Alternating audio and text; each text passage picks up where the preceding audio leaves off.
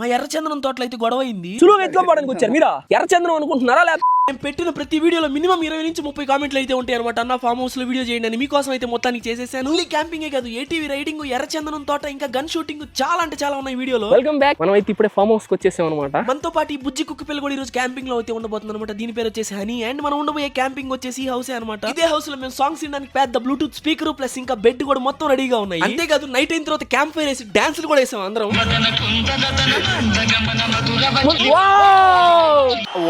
మీకు వేడి పాలు కావాలంటే పాల కింద మంట పెడతారేమో. మా బ్యాచ్ మొత్తం బర్రె కిందే మంట పెట్టే రకం అనమాట. డైరెక్ట్ మేమైతే ఏటీవీ తీసుకొని బయటకు వెళ్ళిపోయాము. అండ్ ఇదే అనమాట ఎర్రచందనం తోట. అయితే ఇవే ఎర్రచందనం చెట్లు. రండి చూద్దాం.